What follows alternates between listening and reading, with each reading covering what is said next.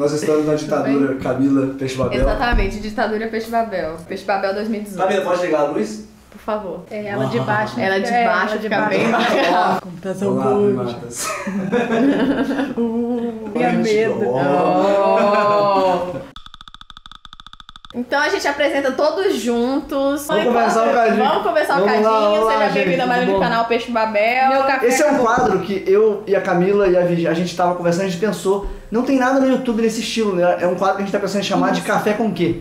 Não existe no Original YouTube a café ideia. com quê? Olha, Nossa, eu acho que vai dar certo. eu acho, tem cara de tudo. que vai dar certo. Tem. E já vai ter gente copiando em outros canais aí, Não, eu com acho. certeza. Gente, esse é um quadro que a gente tá copiando na cara dura do Blabalogia. Tudo é branding. A gente está homenageando. A gente tá Isso. homenageando. Aparentemente é um quadro de um vídeo só. A gente tava pensando no que gravar e gravamos aqui na vibe Santa Ceia. Abraço pro pessoal do Café com Quê. Abraço pro pessoal do Original lá. Blabalogia, Emílio, Pirula, Ruas e Saúde. todos os convidados. Todo mundo que a gente esqueceu de citar. Visitem o Blabalogia. Começa você. É falta de educação eu comer enquanto vocês Não, falam? pode comer, por Não, favor. fica à vontade. Se você... Então, agora, por exemplo, seria um pouco estranho. O que a gente pode O que falar? que a gente pode falar sobre computadores quânticos? Primeiro, Eu eles não existem. Tchau, eu sou o dois.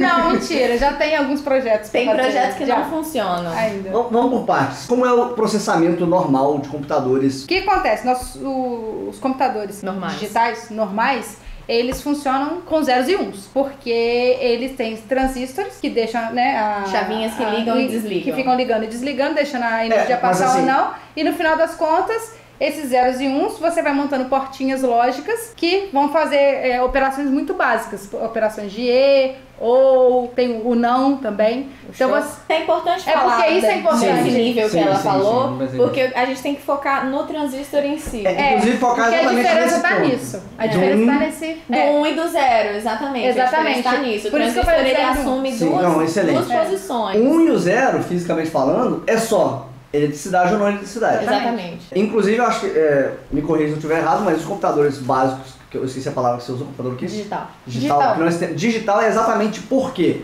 qualquer eletricidade que passa é 1 e abaixo de uma certa quantidade que não passou é 0. Exatamente. Sim, exatamente. Um dígito. Porém, quando você vai aperfeiçoando a tecnologia, os processadores vão ficando... Os primeiros computadores eram... Uma Gigantescos. sala gigante. É. Primeiro que não era nem transistor, eram Era relés, relé. que era uma coisa gigantesca. Era uma espécie de resistência, né? que Ele você falou. parece um pouco uma resistência, assim, desculpa falar desse jeito bem simplista, Alguém vai mas tá reclamando aqui no alguém vai reclamar Vai mesmo. talvez.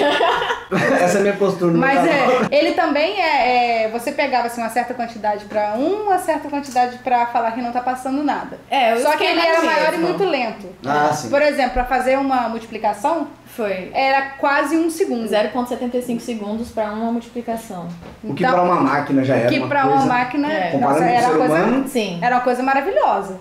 Nossa, já consegui substituir um humano aqui, pelo menos. Mas isso. Aí a grande mudança, depois do Mark II, que foi um dos primeiros computadores, que inclusive a Grace Hopper, a criadora dos compiladores, fez parte da construção dele. Maravilhosa ela. E... Eu acho que vai começar a falar da Grace Desculpa. Hopper. Por que Grace Hopper? Mas aí, mais ou menos na década de 70, nascem os transistores, que eles eram, a diferença deles, eles foram diminuindo pra caramba. Não, Era uma o coisa- relé e o primeiro transistor já era uma diferença muito grande. O relé já era baseado em eletricidade? ou Já era era mecânico? baseado já começou a basear em eletricidade. Que antes era... Muito era uma coisa muito né? mecânico, Sim. e tá começando a ficar. Aí o transistor chegou e ficou totalmente... Isso. Aí desde a criação do transistor foi que começou Aí o começou a processo diminuir, da diminuir, lei de diminuir, Moore. diminuir. E a ideia é exatamente, você vai diminuindo os seus processos, você consegue fazer mais operações em menos Porque tempo. você tem mais Exatamente. transistores no mesmo espaço também. Exatamente. Você faz chips com muito mais A unidades. distância e fica você muito faz- menor, a quantidade fica muito Isso. maior. Sim. Só um conceito que eu acho importante pelo menos falar a palavra, que é a lei de Moore mesmo. É essa ideia de que a cada 18 meses você dobra a capacidade computacional. Essa garrafa agora tá fazendo uma sombra no seu rosto. E isso, dobrar a capacidade computacional vem disso, de miniaturizar mais os transistores, os chips, tudo mais. E você faz coisas muito mais poderosas em muito menos espaço. Então é daí que vem que você dobra a capacidade. Eu lembrei agora que o microchip mesmo, que aí foi realmente a revolução que deu a possibilidade de criar computadores pessoais, Portáteis? portáteis mesmo, é só na década de 80. Que aí o negócio diminuiu realmente. Suficientemente. Foi um salto. Aí foi um salto tem os bem saltos grande. da lei de Moore mesmo, né? Só que aí depois disso Que não as é um coisas... salto quântico. Não é uma Salto quântico eu já lembro, enfim. Eu lembro A gente tá chegando no limite da lei de Moore, porque se você miniaturiza muito os transistores, ele perde a capacidade de fechar e impedir que o elétron passe, por quê? Por conta de um fenômeno chamado tunelamento. Uma vez que você começa a trabalhar... Porque a física dos transistores, até um certo limite, é o eletromagnetismo clássico. Então é tranquilo, você consegue montar um sistema que é capaz de impedir que a carga ultrapasse de um ponto para o outro, simplesmente ou desligando, enfim, colocando uma barreira de potencial, e você consegue fazer isso com o eletromagnetismo. Quando você começa a se aproximar de fenômenos atômicos e começa a se aproximar de fenômenos subatômicos, como já é próximo, nem precisa ser subatômico, qual é o limite? Você falou que você sabia. 5 nanômetros. 5 nanômetros. Existe um ponto em que você chega em que os fenômenos físicos começam a acontecer de um jeito diferente. E a mecânica quântica, a diferença que ela tem principal da mecânica clássica, que inclui o eletromagnetismo no caso, é que você não trabalha mais com fenômenos diretos, ou ele passa ou ele não passa. Você agora, mesmo colocando uma barreira de potencial que em teoria, com a teoria clássica, o elétron é incapaz de ultrapassar, quando você tem esse limite quântico, você passa a trabalhar com probabilidades. Então existe uma probabilidade grande de você encontrar o elétron do lado. Nessa barreira de potencial, ele não consegue estar, porque ela é infinita para ele. Tipo, para ele é como se fosse uma parede infinita. A gente pode falar nisso, embora seja uma coisa mecânica. E existe uma pequena probabilidade dele aparecer do outro lado. Então você coloca a barreira e ele simplesmente ignora o fato de que tem uma barreira. Ele pode tem probabilidade de estar em qualquer... Exatamente porque ele começa a apresentar um comportamento ondulatório. Por exemplo, a onda do mar, né? Se você colocar numa fenda, ela pode até não passar onde está a fenda, mas ela consegue dar a volta, né? E foi aí que surgiu toda a discussão da dualidade onda-partícula, e aí a mecânica quântica com teoria de campos e outras vieram para suprir esse fato. Mas a questão da computação quântica é essa, é que agora você tem um problema, porque o básico do computador, antes, pelo menos, era energia passa, energia não passa, 0 ou 1. E agora ele fala, não, eu sou o que eu quiser, você tá achando o quê? Você acha que o que eu quiser, você acha que uma barreirinha desse tamanho vai me segurar? Existem nuances entre zeros e uns. Então, surgiu a necessidade de encontrar um conceito novo que fosse capaz de expandir a capacidade computacional. Porque a gente quer continuar evoluindo as máquinas, a gente não quer falar, opa, acabou. Então, né, gente, é isso aí que tem pra hoje. Chega, a tecnologia chegou no limite. A tecnologia parou, acabou aqui. E aí a gente vai explicar o quão tecnicamente o que é um computador quântico. Você que vai decidir. Porque é você que tem a moral aí. Eu posso explicar uma parte do que eu compreendo e ela pode corrigir pelo que você falou. Vamos lá. Fala qual que é a essência de por que ele é tão mais poderoso. Assim, acho que uma parte interessante de pensar é, atingimos um limite da computação. Ou podemos ter um olhar criativo de pensar, peraí, então a gente pode usar esse comportamento maluco dele para aumentar a nossa capacidade computacional. Porque quando você vai tratar com a física quântica, como eu falei, a gente vai tratar com probabilidades. Então quando a gente vai estudar, por exemplo, se você pega uma certa plaquinha, porque a gente às vezes fala bomba de elétrons e acho que passa uma noção errada, parece que tem uma bombinha atirando elétrons. Atirando elétrons, foi a impressão que eu tive. Não é, na verdade é uma plaquinha que a gente coloca um potencial, tipo energia passando na plaquinha, com uma certa intensidade você consegue fazer ela emitir elétrons individualmente, mas ela emite individualmente entre aspas. Tipo, você não consegue emitir um elétron. Você vai num boost. Eles vão um por um, mas você vai com um monte de uma vez. Então, o que a gente vai estudar agora é, uma vez que eu faço essa emissão, bom, vou tentar resumir ao máximo, para não complicar demais a necessidade. Uma vez que eu faço essa emissão e coloco, por exemplo, uma fenda, ou duas fendas, que é o experimento mais controverso na época, né? O que vai acontecer é, se você tivesse com a física clássica, você esperaria que todos os elétrons atingissem um lugar só, bem definido, 2 lugares, enfim, dependendo das suas fendas. O que vai acontecer aqui é que ele não vai mais acertar onde você esperava que eles fossem acertados. Eles vão passar a acertar uma parte aqui no meio, outra parte aqui do lado, outra parte do lado, igual acontece quando a gente faz com ondas mesmo, por exemplo, com água, com outras coisas assim. Então, o que vai acontecer agora? Como que a gente então agora vai calcular onde esses elétrons vão acertar? Nós não vamos dizer, esses elétrons vão acertar aqui. Nós vamos ter uma equação com probabilidades, tantos por cento vai acertar aqui, tantos por cento aqui, tantos por cento aqui. Então assim, não é como se a gente não soubesse onde eles vão parar. Não é uma coisa misteriosa que aconteceu. A gente tem como calcular. Exatamente. Eles foram parar lá na minha casa, sabe?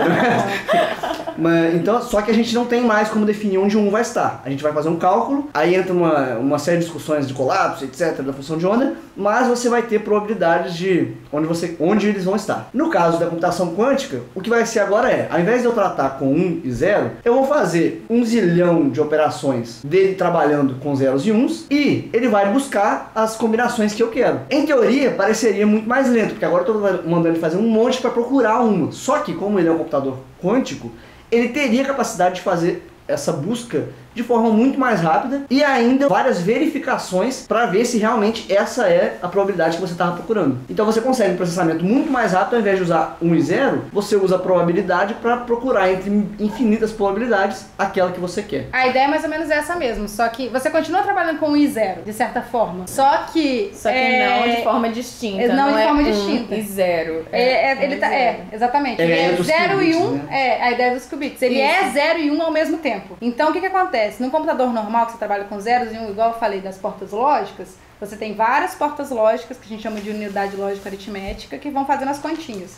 Porque, no fundo, você pode fazer qualquer cálculo com somas e subtrações. E no final das contas é tudo soma. Porque se você for pensar, a subtração é uma soma. Você consegue fazer qualquer conta com isso. Então, o computador quântico, ele seria muito bom para fazer cálculo. Sim. Isso é importante. A computação quântica é para fazer cálculo, que é o que a gente sabe até hoje. É interessante falar isso. Não, porque nem tudo, tipo assim, o pessoal acha que o computador quântico ele vai ser usado como computador pessoal, assim. Não é para o que ele é capaz de acelerar é só cálculo. É só cálculo. Então, você tem alguma coisa que é baseada em cálculo, você jogaria para o computador quântico e depois você pegaria esse resultado. Uma coisa assim. Ele não tornaria mais rápido o processamento de gráficos de jogos, por exemplo? Só se você jogasse as contas para fazer, você voltasse para renderizar, porque são ele não tem capacidade de porque ele faz só conta, e você ainda precisa renderizar aquilo para transformar aquilo numa imagem. A definição de qubit, acho que é uma coisa, a gente até comentou, mas se puder dar uma definição mais ampla do que é o qubit, porque eu realmente não sei a definição. Então, a ideia do qubit é exatamente essa, você tem o 0 e 1, mas ele pode, então, como o computador hoje em dia, ele trabalha assim, com esse monte de unidade lógica aritmética fazendo conta, a partir do momento que você larga o bit e muda para um qubit,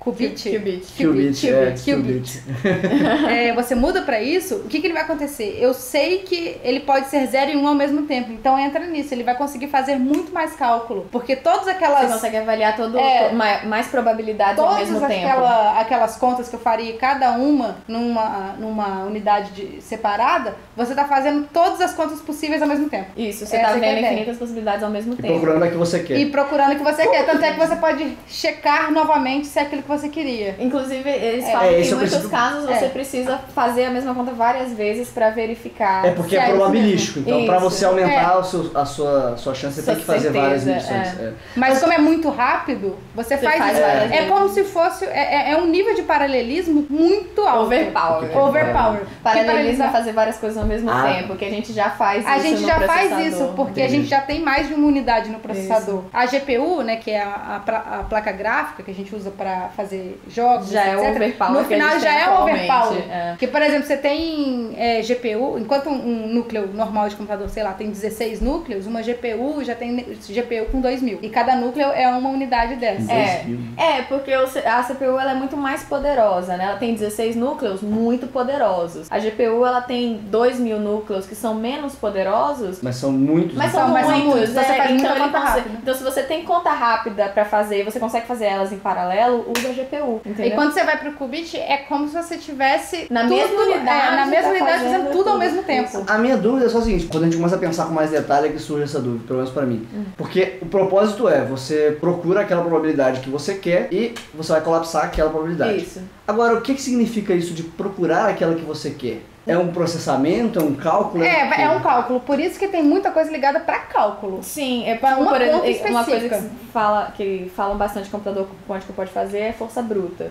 Então, sim, entendeu? Quebrar criptografia. Então, se você tem uma coisa que você precisa tentar infinitas possibilidades assim para acertar, você tem que achar aquela uma que acerta. Você tem que achar aquela uma que acerta. Porque a gente tem problemas de cálculo em nível exponencial, que é, por exemplo, a fatoração de números primos, porque o maior número primo já tem, eu não faço ideia. Muitos dígitos. Eu vi a última, realmente é muitos dígitos, eu não sei falar aquele número. Faz um momento Herbert Richards. Ele já tem 23.249.425 dígitos. Isso. Eu lembrei que agora de cabeça. Caramba, Davi, você sabia esse número de cor? Sim, eu sabia esse número de cor. Vamos prosseguir com o resto do vídeo. A ideia é essa, como você tem que fatorar o número primo, que é uma coisa que vai demorar muito tempo, O computador quântico o pode computador fazer. quântico conseguiria fazer isso super rápido, Então, em teoria. tipo de aplicação seria isso, criptografia, fatoração, esse tipo de coisa que você tem que tentar infinitas possibilidades. Eu acho que a gente não precisa ficar expandindo muito nisso, porque senão vai ficar muito técnico, muito chato. A gente pode finalizar falando por que ainda não existe um computador quântico. Isso eu achei muito interessante. Eu li a respeito, mas eu acho que você pode expandir um pouquinho mais sobre isso,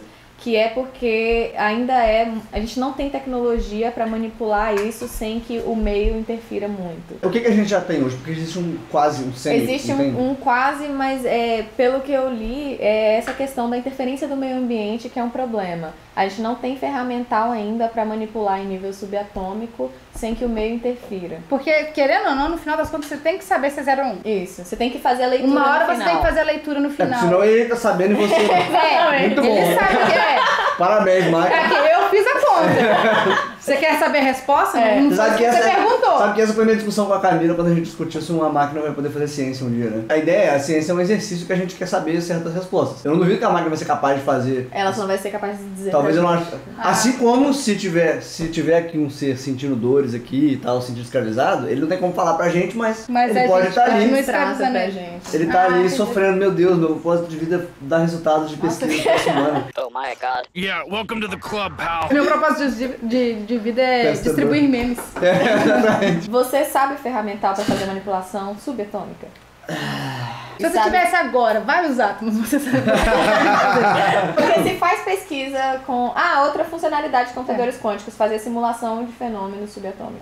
Que você Porque, consegue já. Porque Ele os é um computadores... fenômeno subatômico. porque os computadores atuais não conseguem abstrair tanto. Então, no computador quântico, você teria esse nível de complexidade suficiente para simulações subatômicas. Aqui a gente esbarra num problema, que é o problema de eu ser da área teórica. Teoricamente eu tenho. Ele tava me falando isso, eu achei não impressionante. Eu achei impressionante. Ele me falou o seguinte: quanto vale pi? Fala, quanto vale pi? 3,14 mais um monte de coisa. Vale 1. Quanto vale a velocidade da luz? Tudo vale 1? Vale 1.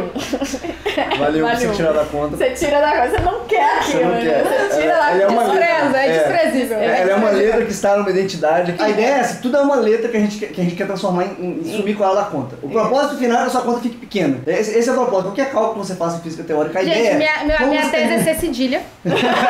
Aí você tem 5 folhas antes mostrando as identidades. Essa cedilha é igual a B, mais... Tá. As primeiras 5 páginas Mas é de interessante. física Entendi. mostrando sabe que o que é você a tá parte ignorando. interessante? Como a gente está lidando com como a estrutura do universo funciona, a velocidade da luz é só a causalidade. É só a velocidade com que fenômenos podem acontecer. A comunicação de um átomo para o outro e tal. Então isso é uma unidade pra gente. Isso não é um 300... A gente não tá trabalhando com metros e... Tá. A gente tá trabalhando com estruturas... Enfim, É louco. O que, É um. que ele me disse? Aí você faz o seguinte, você analisa toda a relação entre as coisas que não são irrelevantes. E aí depois, se você quiser Você fazer vai a conta colocando, mesmo, você olha É tipo a computador velocidade da quântico. luz. Você vai interfere caçar o que aonde. você tá querendo. Entendeu? Mas aí já não é com a gente, aí é com o pessoal da experimental. Aí eles fazem as Aí- O problema é deles. Aí eles Já ligam fiz a lá. minha parte, já... Entendi. Eles ligam o laser e resolvem. O cara já ganhou o Nobel dele, o cara... ele não tá ligando pra onde isso vai ser aplicado. O cara Tá, que... então no final Gira das contas, a resposta de por que a gente não tem um computador quântico É culpa sua. é culpa sua.